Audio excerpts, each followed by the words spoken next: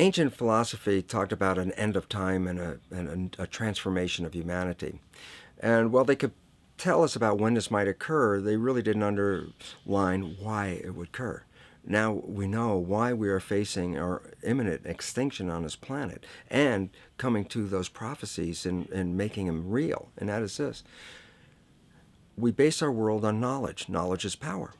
Lack of knowledge is lack of power. Well, the knowledge that we've been operating with for many centuries, and the last couple of hundred years specifically, the new scientific knowledge, is not actually found to be valid today, which means we've been operating from misperceptions, misbeliefs about the world comes from. Well, the idea is very simply this: if you don't understand if you have a misperception of the world, it can kill you. And so the significance, I'll give a simple example, is that if we had an anorexic person standing right here, and you and I looked at this anorexic person, we say, well, this person's near death, skin and bones. And we should ask them, what do they see when they look in the mirror? They say, well, I look in the mirror, I see this overweight, bloated person. And so they have a misperception. And what does the misperception lead to? It causes their brain to send chemistry to their body to reduce more weight. And because of a misperception, they're going to kill themselves. There was nothing wrong with their biology. It was their perceptions that were wrong. Well, we have three misperceptions that are causing our extinction. One is the belief that the material realm is all there is and all that matters, so that matter is all that matters. Number two is the belief that genes control our lives, which make us victims because we didn't pick the genes that can't change them and they have power over us. And the third one is an extension of Darwinian belief that says that the world is based on a struggle for survival. We all know about the rat race. And why is it a rat race? Because our fundamental belief is that if you don't go out there and fight to stay alive, you'll be trampled and killed. And so we see a world based on this Darwinian world, a nightmare of a struggle for survival, which involves war and competition and gouging each other for each one climbing up on the back of another to stay alive. So what's wrong with these perceptions? Well, number one, the belief that matters is all that matters. That's a Newtonian belief. Quantum physics has come in and said, boy, did you make a mistake on that? It's not the physical matter that's most important. It's the invisible stuff you can't see, because it's the invisible fields, the energy fields, that shape matter in the same way that a magnet can cause the shaping of iron filings.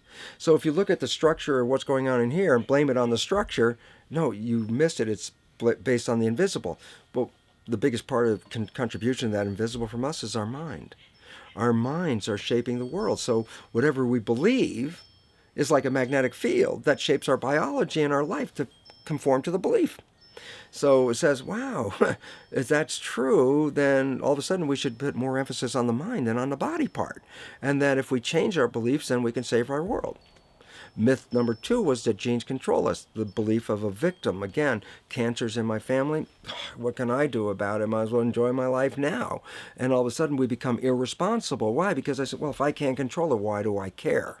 And then irresponsible nature leads us to the extinction as well. The new science says, no, genes don't control your life. Your mind controls your life. That your mind, acting through a new thing called epigenetic control, a new mechanism by which the environment or the perception of the environment controls our genetics, is what controls our heredity. And all of a sudden it says, well, then it means if you change your mind or your perception, then you change your biology. And the answer is absolutely. So you're a master of your life rather than a victim.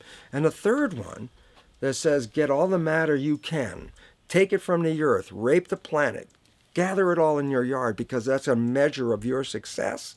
Turns out, no, it's not. And the competition you use to gather all this matter is actually now found to be destructive, because evolution is based on a cooperation.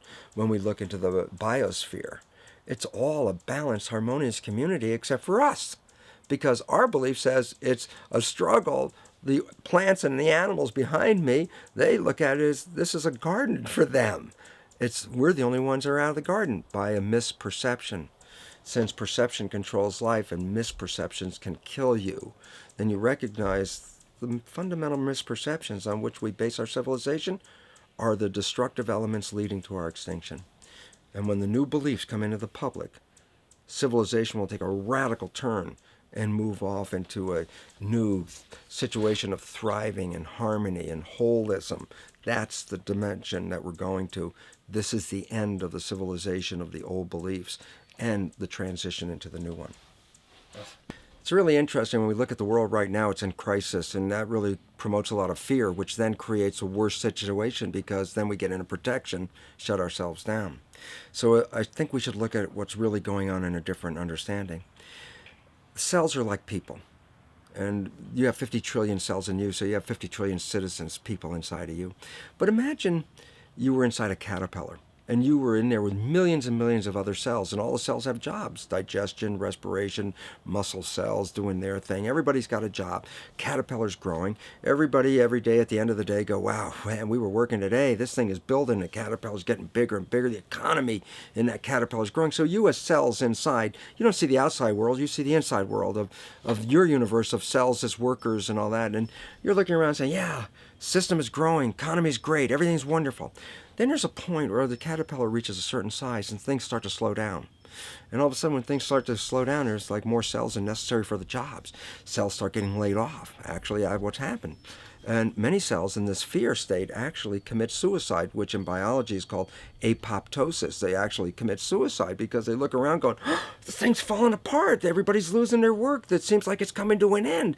And while everybody's in that panic fear, there are other individual cells in there that are not panicked. These other cells, genetically identical, but have a different vision. And they're called imaginal cells. That's the name of them. And these imaginal cells, they're in the midst of all this falling apart of their civilization, are looking and say, there's something better and more beautiful in front of us. They're the ones that create the butterfly.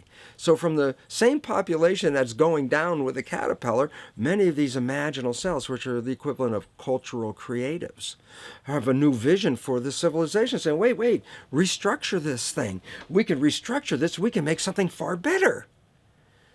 What's happening in the world today is the end of the caterpillar. And the imaginal cells are making themselves known with new ideas, new visions, and new ways out, because there is a far better way out. It's not the end at all. And most importantly, it's the young people have to recognize they're the population of imaginal cells, because it's up to them to take what was brought into the civilization and restructure it so that they can build that butterfly civilization that is far more magnificent. So rather than looking at fear, right now, look at this as the moment of opportunity, because there's something so much better on the horizon, but we can only get there by eliminating the structure as it is now, because the structure as it is now is providing for our extinction. And so it's not a bad thing that's happening. It's absolutely quite a wonderful thing that's happening, as long as you decide to be the imaginal cell rather than the cell that commits apoptosis. Why is the myth perception of genes such a problem? And the answer is, if you buy that genes control you, then you buy yourself as a victim. And as soon as you buy yourself as a victim, you let go of your power in creating life. The new science of epigenetics totally reveals that this is not true. And in fact, takes the mind and uses that as the shaper of the physical world. And then all of a sudden you realize then you become powerful because you can change your mind and think anything you want, so you become the creator. And the third myth perception that is affecting us right now is a Darwinian belief that evolution is based on a struggle for survival, with the fittest being the winners. So that, what does all this lead to? It leads to a belief of materialization, that matter is all there is, and that people fight over the matter, because whoever has the most matter wins, according to the Darwinian theory of having the most and being the winner and being the fittest. And it makes a whole world based on competition. And the new science completely undermines that whole thing, because the new science says evolution is based on cooperation. And if you don't cooperate, then the whole thing is lost.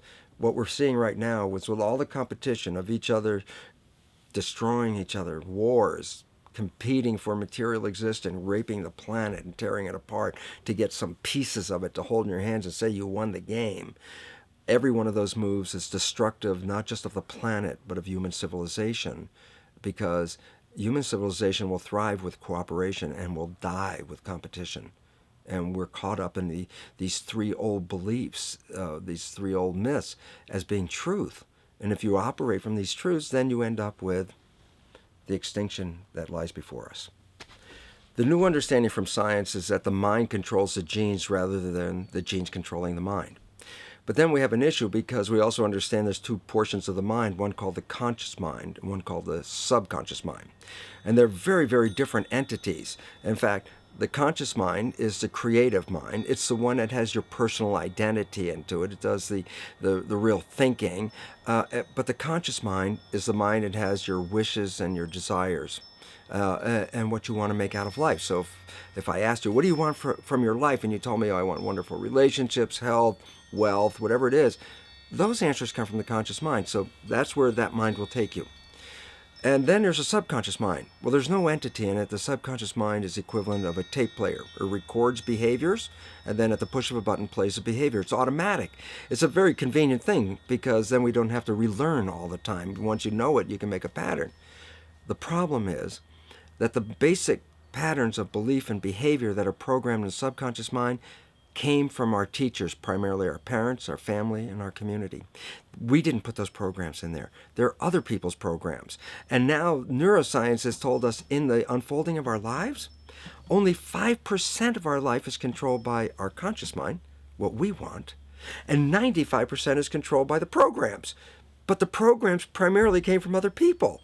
And their beliefs and their wishes don't generally match what we want.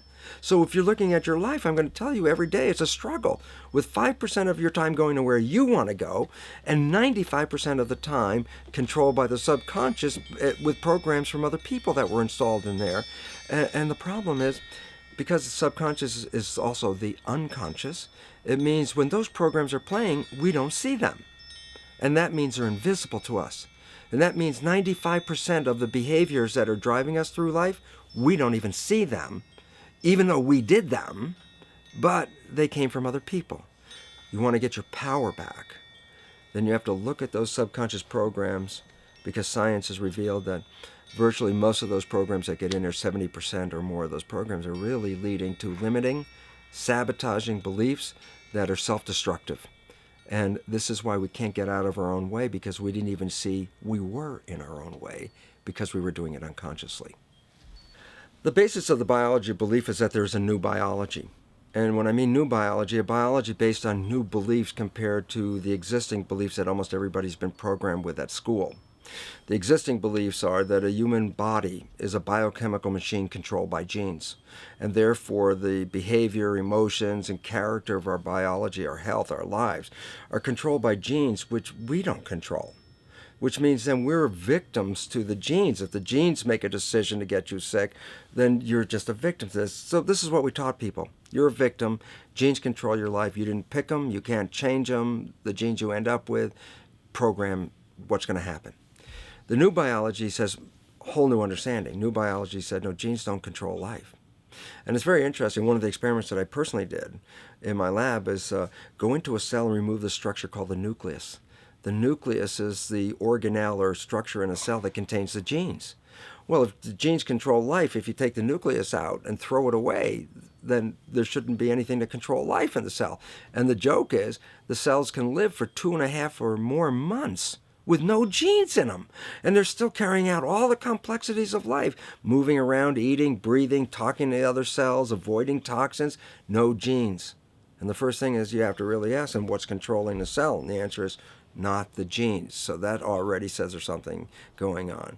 Secondly, my experiments on stem cells, which I started in 1967, I'd isolate one stem cell, put it in a petri dish, and then it would divide every 10 hours. And after a few days, I'd have thousands of cells in there. But what was unique is they all came from one cell, meaning then they were all genetically identical, like 1,000 twins or 10,000 twins in the petri dish. I separated the cells in the petri dish into 3 different new petri dishes. So I took all the cells, split them up into 3 groups, and then just put them in 3 petri dishes. And then I changed the growth medium, the constituents of the environment, in each of the 3 dishes. In one dish, the cells form bone. The second dish, they form muscle. And the third dish, they form fat cells. And all of a sudden, you have to stop and start with the big question. What controlled the fate of a cell? And the first thing you have to say is, well, wait, they were all genetically identical when they were put in a dish. So obviously the genes didn't control it because they all had the same genes. What was different was the environment. And all of a sudden in my career, it said, oh my gosh, here I am teaching genes control life, and the cells are telling me genes respond to life. And so if you find yourself in an environment, the environment will influence your genetics. When I put cells in a plastic petri dish into an environment that wasn't very supportive, an unhealthy environment, the cells obviously and naturally get sick and start dying. And then if you just take that petri dish from the bad environment and move it over here into the good environment, the cells recover and get well. And so basically the health of the cell was a reflection of the environment. And what's interesting is when we look at ourselves as individual single human beings, when I look in the mirror and I see Bruce looking back at me, well, that's an illusion because I see one human looking back. But the truth is a human is made out of 50 trillion cells. It's the cells that are the living entities. And a human is a giant community of cells. But more realistically, it is a human is a skin-covered petri dish with 50 trillion cells inside. And if I move my skin-covered or my plastic-covered petri dish into a bad environment, either the skin or the plastic dish, the cells are going to get sick.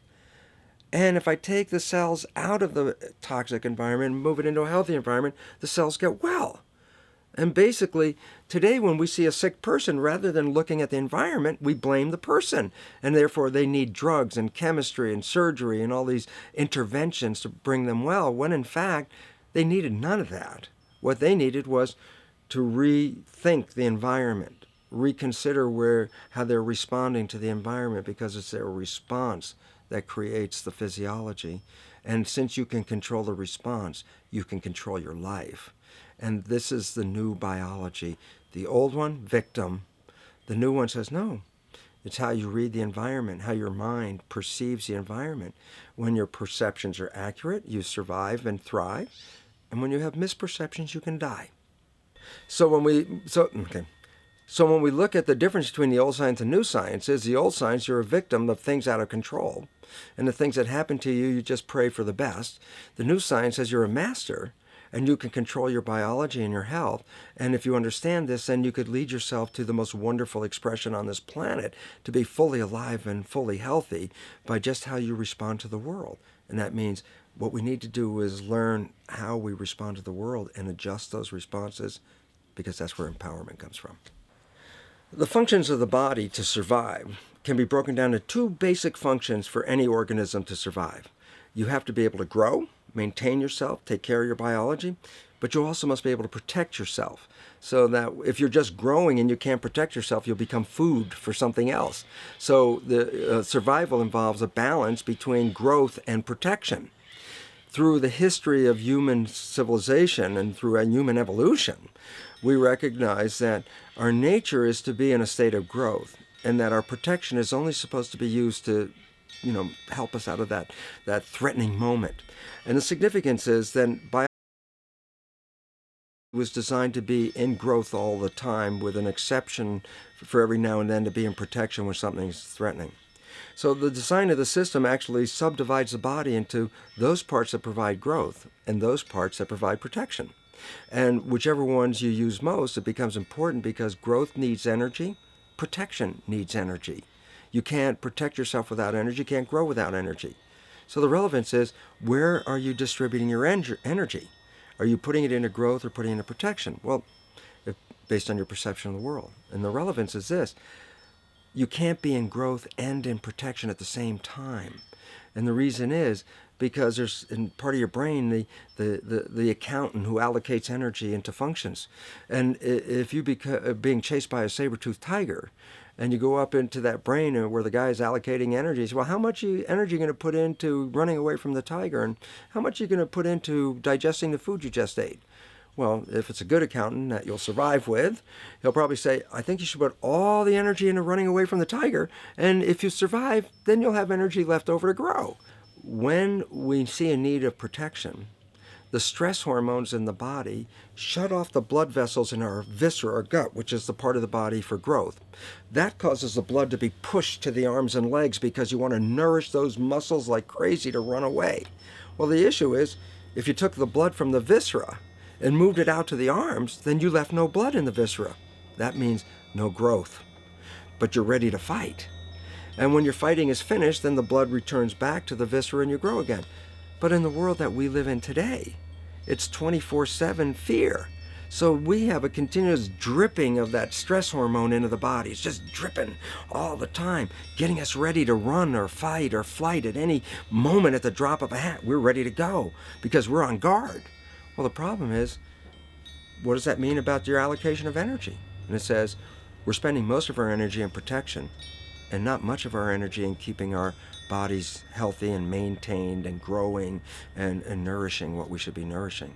And you cannot survive if you're in protection all the time. Very simple point. It used to be in the old days we were afraid the Russians were going to bomb us. We built bomb shelters. So think of people as cells. Wonderful, beautiful day out. The shops are open, the industries are open, the schools are open, the community's in a state of growth and harmony. And then there's an air raid siren. And the air raid siren, what do? Well, you have to leave the job to go where? Into the bomb shelter. Well, the first question is this. When the bell rang, the alarm rang, and you ran into the bomb shelter, is any work going on? Is any growth going on? The answer is absolutely not. But if you go in the bomb shelter, you have to wait. That's protection. You're covered up. Well, the issue is, if it's just an air raid test, big deal. You come out of the bomb shelter and you're back on work. It didn't cost anybody but 10 or 15 minutes, okay? That's not the problem of today's world. Today's world, the air raid siren goes off. We leave the job, go into the bomb shelter. And now we sit in the bomb shelter waiting for what? The all clear. There is no all clear. It's always in air raid attack. Well, the question is a simple question.